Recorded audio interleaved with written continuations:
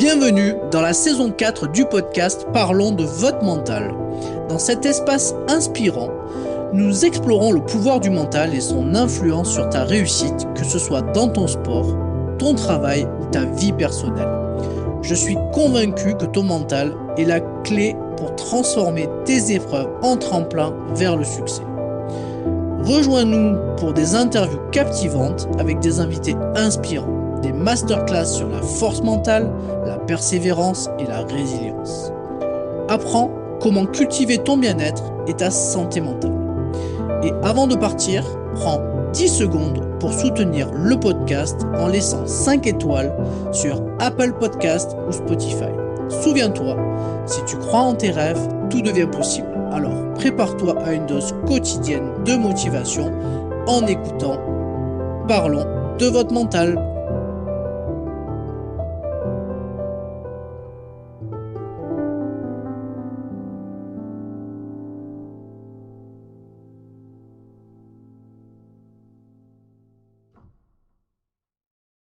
Bienvenue à toutes et à toutes pour un nouvel épisode de Parlons de votre mental. C'est la saison 4 et j'ai le plaisir d'accueillir Philippe Croison. Bonjour Philippe.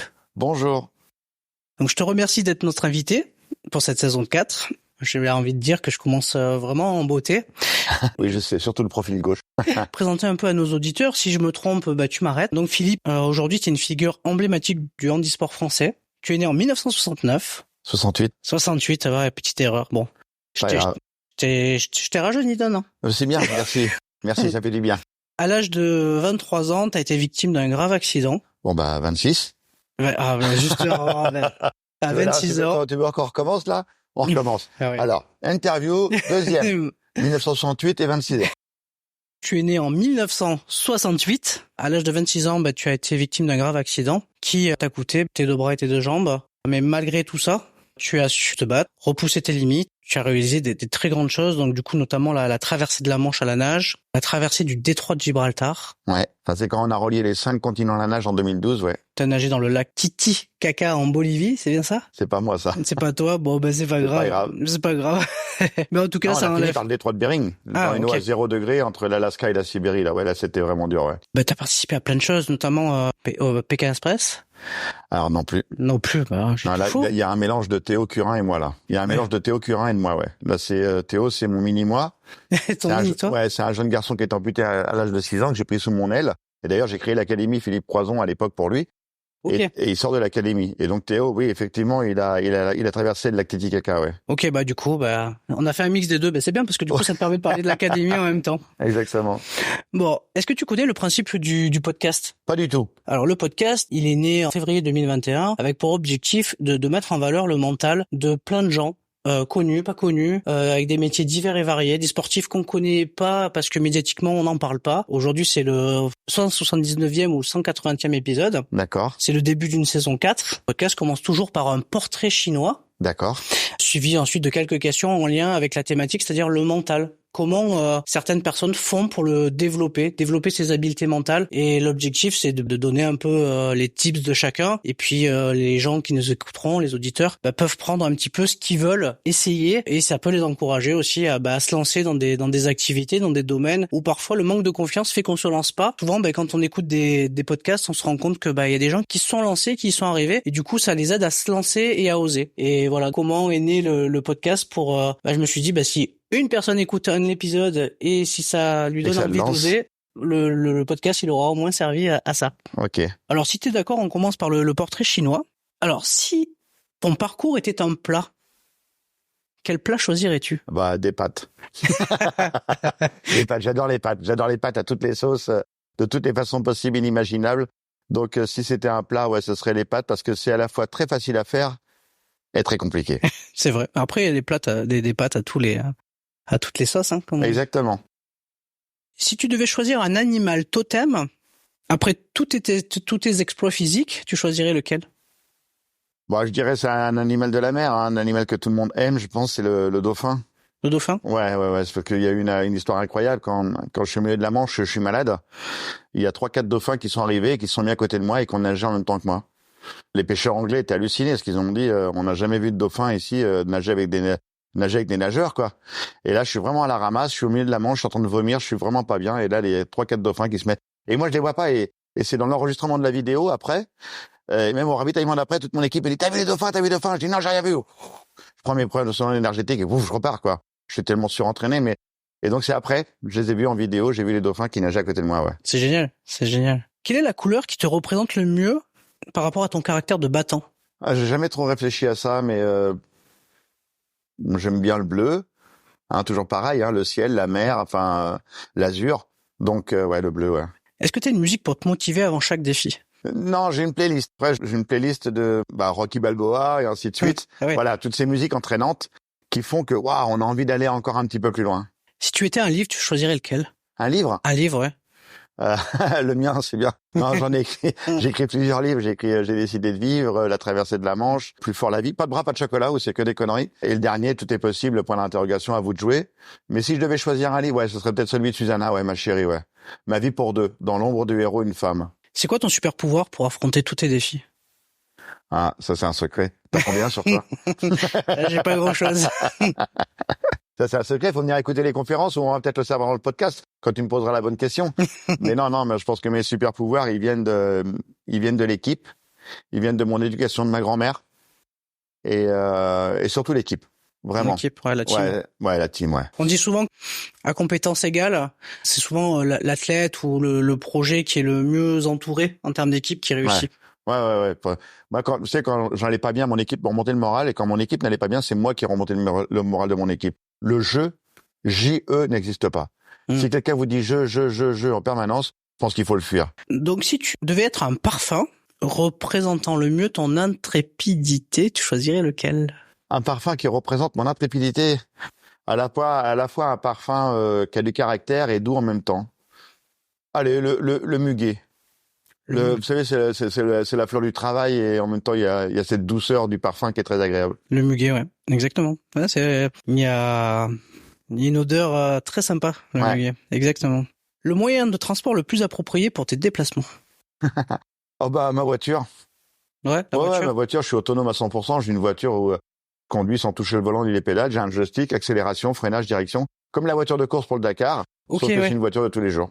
Bah justement, je crois qu'aujourd'hui il y a un étudiant qui me demandait, il a vu ta photo au Dakar et il se demandait comment je pilotais. Ouais, comment tu pilotais. Ouais. Il y a un documentaire là-dessus qui avait été réalisé par M6 Turbo et il y a 52 minutes où on voit tous les ingénieurs qui travaillent, comment ils se mettent autour de moi et ils construisent une voiture.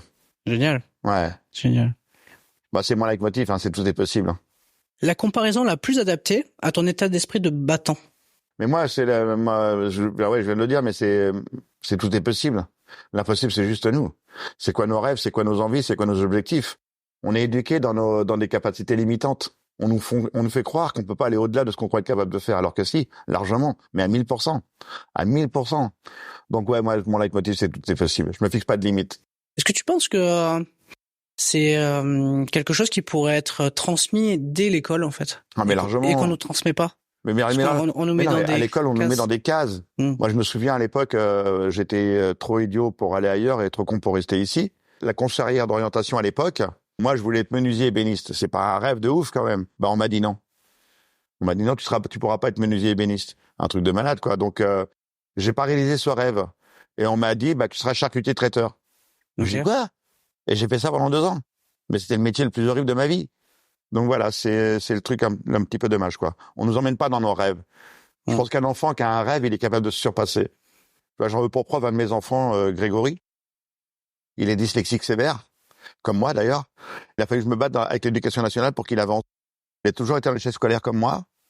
Et arrivé au moment d'aller au lycée, il me dit, papa, ça y est, je sais ce que je veux faire. Je veux être chaudronnier. Je dis, ok, mon garçon, on va voir l'école, on va travailler, on va se mettre ensemble. Il y a une équipe pédagogique qui s'est mise autour de lui. Il a eu son CAP. Et après, il a eu son bac pro. Ça veut bien dire que tout est possible, non? Ouais, et pourtant, il avait un handicap lourd, des dyslexiques sévères, et pourtant, il a réussi son objectif. Je pense que quand on est animé par une passion et qu'on nous donne les moyens de la réaliser, je pense que ça nous transcende. Et complètement, c'est ça qu'il faut apporter aux enfants. C'est cette énergie-là, l'énergie du possible. C'est quoi ton rêve, c'est quoi ton envie? Donc, on va t'accompagner. Et ça, c'est ce qui manque vraiment aujourd'hui à l'école. Ouais, je crois aussi. Ouais. Je pense que c'est assez important. Et je pense que du coup, il y aurait moins d'échecs scolaires. Ah bah large. Bah largement. Vraiment Et on aurait plus de gens qui feraient peut-être des travaux manuels. Et peut-être que les parents qui nous écoutent, écoutez votre enfant, quoi. C'est lui le patron. C'est lui le chef. C'est lui ça va être son parcours de vie. S'il aime faire une chose, il va l'aimer toute sa vie, surtout. Exactement. Donc, arrêtez de le pousser dans ses études et qu'il va galérer et ça va le faire chier comme c'est pas possible. Excusez-moi, je m'emporte, mais moi, mes enfants, j'aurais toujours dit, faites ce que vous voulez. C'est votre parcours de vie. C'est quoi que t'as envie de faire? Moi, j'ai une fille qui est éleveuse de chèvres. J'en ai un autre qui a été à Bac+5, qui est directeur commercial aujourd'hui. J'ai Grégory qui est chandonnier. Voilà, chacun mène son parcours de vie. C'est génial. C'est génial. Ah, j'ai une petite dernière, et après on parlera de mental. Si tu étais une application mobile, quelle application mobile choisirais-tu? Bah écoute, ça tombe bien parce que je crois que je viens de sortir une application mobile qui s'appelle VIP, Very Important Parking, for Very Important Person, parce qu'il est grand temps qu'on devienne des personnes importantes, nous les personnes handicapées. Donc c'est une application qui permet de géolocaliser les places de parking pour qu'on puisse se garer plus facilement, ne pas galérer pendant des heures et des heures à tourner en rond dans une ville pour trouver une place de parking et à la fois trouver la boulangerie, la pharmacie, voilà, tout ce qui est accessible est sur l'application. Ça s'appelle VIP, Very Important Parking. Alors, du coup, je vais te poser quelques questions par rapport à ça. Qu'est-ce qui t'a motivé à créer cette application? Mais justement, la galère, c'est je fais à peu près entre 100 et 120 conférences à l'année. Donc, je suis tout le temps sur la route, dans les trains, dans les avions, dans les hôtels. Et je galérais tout le temps. Et c'est vrai qu'avec un ami, Thierry Garot, on était dans mon bureau, on regardait ma bagnole et on dit, et si on crée une application? Et vu que je suis un peu fou furieux, qu'il n'y a pas de limite, je dis, on va trouver des développeurs. On a lancé un appel d'offres. Et il y a plein de gens qui nous ont répondu, oui, mais attention, vous avez 3 mois. Et tout le monde m'a dit non. Une start-up, c'est minimum 8 mois, 1 an de travail. Je dis non, vous avez 3 mois. Et on a trouvé 4 jeunes qui étaient morts de faim à Nantes. On leur a filé le cahier des charges. Et après, on a fait rentrer des bêta-testeurs, 150 personnes. J'ai lancé un appel sur Facebook, j'ai plus de 500 personnes qui sont arrivées. On en a gardé 150. Qui ont parlé de l'application, qui l'ont vécu, qui ont testé, ainsi de suite. Et eux, ils nous faisaient des retours. On a eu plus de 3000 messages pour transformer l'application. Et donc, voilà, l'application, elle existe aujourd'hui et il y a plein de gens qui l'utilisent. Comment elle fonctionne concrètement, cette appli? Par exemple, je suis dans ma voiture, je dis, tiens, je veux aller, j'en sais rien, aller au hasard à Poitiers. Donc, je clique Poitiers. Si j'ai un nom de rue, tant mieux, je mets le nom de la rue. Et là, hop, sur l'application, toutes les places PMR du secteur vont s'afficher. Je clique sur une place. Et là, l'application, dans le meilleur des cas, va me dire, oui, elle est disponible. Et là, je dis, OK, naviguer. Et ça y est, c'est parti. Et l'application m'emmène jusqu'à la place PMR qui est accessible. J'imagine, comme moi, vous avez rencontré des difficultés pour vous garer avec votre véhicule. Alors c'est pour ça qu'avec mon ami Thierry Garot, nous avons créé VIP pour vous simplifier la vie. C'est l'application la plus simple, la plus pratique pour trouver des places de parking pour les personnes à mobilité réduite. C'est pour les 12 millions de personnes handicapées en France, les 11 millions d'aidants. C'est pour vous permettre de vous déplacer dans les meilleures conditions. Téléchargez l'application et inscrivez-vous. Vous ne serez plus handicapé pour trouver votre place de parking. VIP, Very Important Parking, for Very Important Person.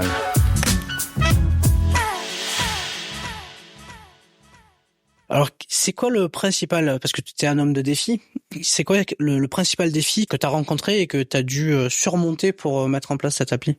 Voilà, le principal défi, déjà c'était les finances, parce qu'elle est entièrement autofinancée. Donc j'ai voulu trouver des partenaires financiers, mais quand on parle de handicap, il n'y a pas grand monde qui a envie d'y croire. Alors que cette application, elle concerne 12 millions de personnes handicapées, 11 millions d'aidants. Déjà, ça fait des jolis chiffres, hein. Ça commence à parler. Hein. Donc voilà, et puis c'était rendre un service qui pour moi va être utile, mais qui va être utile aussi à beaucoup de gens, parce que je trouve que le meilleur des messages, le meilleur des moments, c'est le partage, quoi. Rien de plus chouette que de partager des aventures avec des gens. Donc voilà, j'avais envie de partager cette application. Et alors, bizarrement, elle n'existait pas. Ah oui. Il n'y avait rien qui existait. Donc on est vraiment parti de zéro, quoi. C'est incroyable. C'est bien parce que du coup tu réponds à un besoin. Ouais. Et aujourd'hui on a référencé plus de 500 000 lieux et places de parking, donc à travers toute la France. C'est quoi ton objectif principal pour l'appli à court terme et comment tu espères qu'elle ait un impact positif sur l'accessibilité pour les personnes à mobilité réduite? C'est l'application de toutes les mobilités. C'est-à-dire, comme je l'ai dit tout à l'heure, au départ, on était parti sur les parkings, mais on s'est dit, mais le parking, c'est pas une fin en soi. Si on va se garer quelque part, c'est qu'on veut aller à un endroit précis. Et donc, on est parti de ce postulat-là et on a demandé aux développeurs de dire, OK, les mecs, on va pas s'arrêter là. Maintenant, vous allez me référencer toutes les pharmacies, les boulangeries, les bureaux de tabac, les restaurants, les hôtels, qui sont accessibles pour qu'on puisse les mettre sur l'application. Et on va pas s'arrêter là encore. On va référencer tous les toilettes accessibles à travers toute la France, les plages accessibles, la montagne accessible, les lieux de vie accessible. Et donc, c'est pour ça que cette application, c'est ce qu'on appelle l'accessibilité universelle. Elle sera vraiment pour tout le monde. Pour les personnes âgées, les parents avec poussette qui veulent aller dans un endroit où c'est accessible. Donc voilà, c'est, vous savez, un lieu accessible pour un petit commerçant, s'il y en a qui nous écoutent, c'est 10 à 12% de chiffre d'affaires supplémentaire. C'est comme moi, je vais au restaurant, je vais pas tout seul. J'y vais avec de la famille ou des amis. Donc, on consomme. Donc, c'est 10 à 12% de chiffre d'affaires supplémentaire quand c'est accessible. Effectivement. C'est une super idée. Bah ouais. C'est du partage, tout ça. Ça veut dire que, et comme ça, on crée une société plus inclusive. Exactement. J'en ai fini avec mon petit portrait chinois. Ok. On va partir sur la partie un petit peu plus. Parlons de votre mental, de ton mental à toi. Ouais. Qu'est-ce qui t'inspire ton combat depuis ton accident, il y a plus de 20 ans? Qu'est-ce qui a inspiré mon combat? Alors, déjà, la première chose, quand je me réveille après 2 mois de coma, donc je suis amputé des 4 membres, mon petit bébé arrive au monde en même temps que moi, Grégory, mon deuxième garçon. On est nés le même jour, tous les deux. Bah là, c'est le premier réflexe qui est normal et humain, c'est de vouloir partir. C'est-à-dire, ta vie, elle est finie, mon gars, ça s'arrête maintenant. Pourquoi tu veux te battre? C'est les fameuses 5 phases du deuil d'Elisabeth Küpper-Ross. La première phase, la négation. On refuse ce qui nous arrive. On refuse la sanction. On refuse la punition. C'est avec les fameux pourquoi. Pourquoi ceci? Pourquoi cela? Pourquoi j'ai démonté cette antenne? Pourquoi j'ai fait ci? Pourquoi j'ai fait ça? Il n'y a pas de réponse au pourquoi. Les pourquoi, ils sont là pour nous harceler, pour nous piquer, pour essayer de nous réveiller. Après, il y a la phase de négociation. Quand j'étais tout seul dans ma chambre d'hôpital, une fois que tout le monde était parti, il y a un côté de mon cerveau qui dit, laisse tomber, mon gars, c'est fini. Arrête de lutter. Ta vie s'arrête maintenant. Pourquoi tu veux te battre? Et il y a l'autre partie qui dit, attends, peut-être que. Après vient la phase de dépression, puis la terrible phase de colère, et enfin la phase du retour à la vie, l'acceptation, le redémarrage. Mais surtout les 5 phases que je viens d'expliquer, il n'y a pas d'ordre prédéfini. Et surtout, il n'y a pas de durée de temps prédéfinie. Une phase peut durer 1 jour, 1 semaine, 1 mois, 1 an, ou toute la vie. On peut rester bloqué sur une phase toute sa vie. Si on n'a pas une épaule avec qui parler, s'exprimer, tu sais, ou même avec qui pleurer. Ça, c'est hyper important. Et donc, moi, à ce moment-là, je suis sur mon lit d'hôpital. Tout le monde vient tenter sa chance pour essayer de me ramener à la vie. Personne n'y arrive. Et c'est un oncle de mon ex-femme qui a tenté sa chance lui aussi avec sa petite phrase anodine et qui me dit, écoute Philippe, moi j'ai perdu mon papa très jeune. Toi, t'es encore vivant. Pense à Jérémy, ton grand garçon. Et il me dit, pense aussi à Grégory. Et là, il me dit la phrase qui va me ramener. Il me dit, tu crois pas que ce serait bien que tu sois là pour les guider sur le chemin de la vie, tes 2 garçons? Et pour moi, c'était un coup de jeu, mais virtuel cette fois-ci. Et à partir de ce moment-là, j'ai décidé de vivre. Et là, le combat, le long combat va commencer, ouais. Génial. Ouais, c'est intéressant, cette phase un petit peu de deuil pour. Ouais, les 5 phases, ouais. Comment? Très souvent, quand je le fais en conférence, les gens, ils disent, ah, mais ouais, putain, je suis passé par là. Je connaissais pas ces fameuses 5 phases du deuil, mais je suis passé par là. Je suis passé par la colère, je suis passé par le déni, je suis passé par la dépression. Les durées de temps sont vraiment variables à chaque fois. Moi, ma phase de colère, elle est venue seulement 7 ans après mon accident, où j'ai voulu mettre fin à mes jours une bonne fois pour toutes. 7 ans après. C'est pas rien, quoi, parce que pendant 7 ans, je vais rien faire. Okay. Je vais me battre comme un dingue en centre de rééducation, ce qui va m'être utile après pour le sport de haut niveau. Là, je vais me battre comme un chien. Pendant 2 ans d'hospitalisation, je vais me battre comme un fou furieux, parce que j'ai décidé de vivre pour mes 2 garçons et pour moi. Et là, je suis plus le même personnage. Je commence à déconner comme je faisais avant. Enfin, je suis un bout en train à la base. Et là, je commence à déconner, à rigoler. Et dès que je me mets dans l'entraînement pour... Mais surtout, ce que je vais faire, c'est que je vais fonctionner par objectif à atteindre. Un objectif plus ou moins loin. Un objectif plus ou moins dur. Mais un objectif pour continuer à avancer. Et mon premier objectif, parce qu'il y a un personnage qui m'a élevé quand j'étais petit et aussi quand j'étais grand et même quand j'étais raccourci, c'est ma grand-mère. Ma grand-mère m'a fait mon éducation quand j'étais petit et tout. Et quand je suis rentré au centre de rééducation, on m'a dit, on pense que ton petit bébé marchera avant toi. Et ça, c'est pas la connerie qu'il fallait me dire. Parce que là, je me suis fixé mon premier objectif. Je me suis dit que je marchais pour les 50 ans de mariage de mes grands-parents. Et c'était 5 mois après mon arrivée à Valenton, dans le centre de rééducation. Et pour les 50 ans de mariage de mes grands-parents, je suis arrivé dans la salle des fêtes. Personne ne savait que j'arrivais. La salle des fêtes était pleine à craquer. Et toute ma famille, mes amis. Et je suis arrivé dans la salle des fêtes en marchant. Et là, j'ai vu ma grand-mère en train de pleurer à chaudes larmes. Et j'étais vers elle, je lui ai fait un gros câlin. Et j'avais réussi mon premier pari dans ma vie. Marcher pour les 50 ans de mariage de mes grands-parents. Génial. C'est ce dont tu es le plus fier finalement, ou il y a d'autres choses qui te rendent fier? Ça fait partie des choses que j'ai réalisées. C'était ma première aventure humaine. C'est-à-dire là, à partir de ce moment-là, j'ai compris que dans ma vie, le jeu JE n'existerait plus. Déjà, il n'existait pas beaucoup, parce que je trouve que c'est pas terrible de dire je. Mais à partir de ce moment-là, il y aura toujours une équipe autour de moi. Que ce soit l'hôpital, le centre de rééducation, la famille, les amis, mes parents ont créé une association pour que je manque de rien. il y a toujours une équipe autour de moi, quoi. Toujours. Moi, je t'ai connu par le biais d'un livre qui s'appelait Rendre possible l'impossible. Mais en tout cas, c'est un livre qui m'avait, qui m'avait captivé parce que c'était des interviews passionnantes de gens où en fait il y a beaucoup de résilience, beaucoup de rendre possible l'impossible. Ouais. Toi, tu l'as fait à maintes reprises. Qu'est-ce que ça représente pour toi, cette capacité à repousser tes limites? Au départ, je sais pas que je vais repousser mes limites. C'est-à-dire que quand j'ai l'idée de vouloir traverser la Manche à nage, qu'arrive sur mon lit d'hôpital, après les 2 mois de coma, je décide de vivre. Je demande à une infirmière d'allumer la télévision. Et la première chose que je vois, c'est une jeune fille traverser la Manche à la nage. Marion Hans. Elle avait fait une première tentative à l'âge de 16 ans qui avait échoué. Elle était revenue 1 an après, cette gamine, pour réaliser son rêve, traverser la Manche. Et moi, je connais pas encore le phénomène de dépassement de soi. J'étais pas encore en centre de rééducation. Et je vois cette fille qui se bat contre les éléments et je me dis, pourquoi pas moi un jour? Pourquoi moi je traverserais pas la Manche à la nage? Voilà, ça rentre dans ma petite tête, mais c'est pas un truc qui me harcèle, hein. J'en parle comme ça de temps en temps, sporadiquement, à de la famille et des amis. Mais personne ne veut me croire. J'ai pas de bras et pas de jambes. Je pourrais pas jamais traverser la Manche à la nage. Ah, voilà la lumière. Et donc, voilà, ça reste dans ma tête. Et un jour, je me lance vraiment. Voilà, je me lance vraiment dans l'aventure de traverser la Manche. C'est venu grâce à l'amour, ma chérie. Donc, 14 ans après mon accident, ce vieux rêve était dans ma tête. Et je fais un plateau télé et la journaliste, en direct, elle me dit, alors comme ça, que c'était une vérité, vous allez traverser la Manche à la nage? Et là, je sais pas ce qui se passe, il y a un vieux tiroir qui s'ouvre, plein de toiles d'araignée, plein de poussière, il y a un mot qui sort de là-dedans. Il arrive à ma bouche, je suis en plein direct à la télé, et puis, oui. Et là, je dis, mais t'es dingue, tu viens de dire oui. Et là, je pars dans un délire total, hein, ose les choses, hein. Je dis, ouais, d'ailleurs, les ingénieurs travaillent sur les prothèses, mon département est à 100% d'argent pour me soutenir, alors que personne n'est au courant de rien, quoi. Et c'est comme ça que l'aventure a commencé. Alors, selon toi, Philippe, quels sont les ingrédients clés pour avoir un bon mental? Les ingrédients clés pour avoir un bon mental?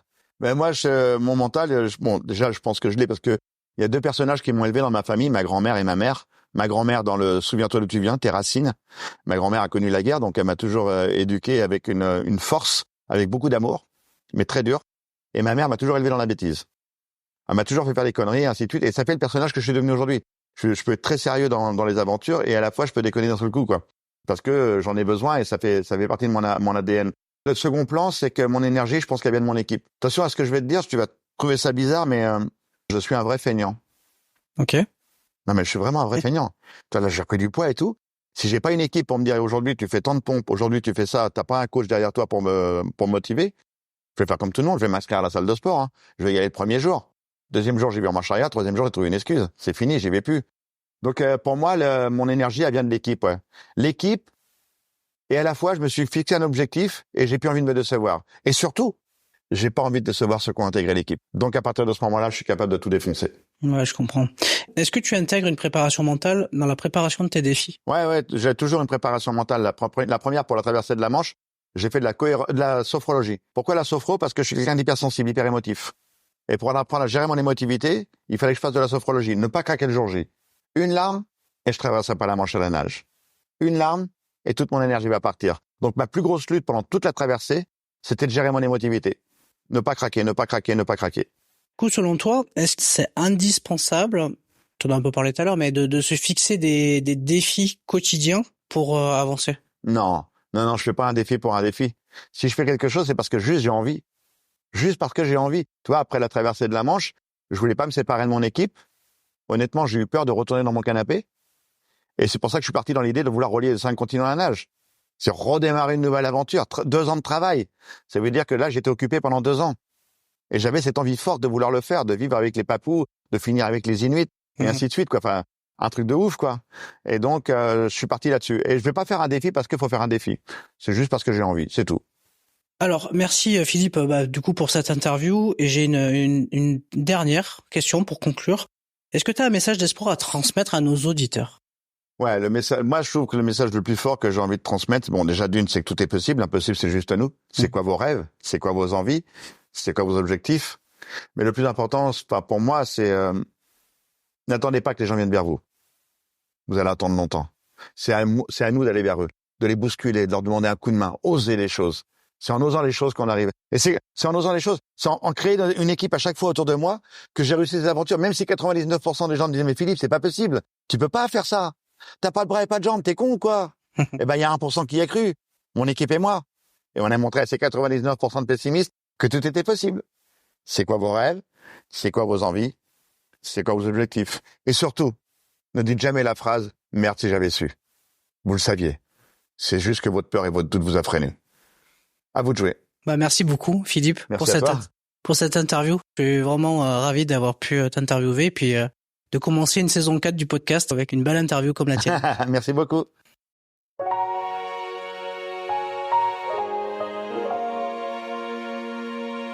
Nous arrivons au terme de cet épisode captivant. J'espère que tu as pris des notes ou que tu t'es abonné à ma newsletter pour avoir accès au résumé. N'oublie pas de me suivre sur les réseaux sociaux tels que LinkedIn, Instagram et YouTube pour du contenu supplémentaire. Et devine quoi ? Tu peux me contacter directement sur mes réseaux sociaux pour bénéficier d'une séance gratuite où nous pourrons discuter de tes questionnements sur ta préparation mentale. Clique simplement sur les liens mentionnés dans la description de l'épisode. À très bientôt et souviens-toi, si on croit en ses rêves, tout devient possible.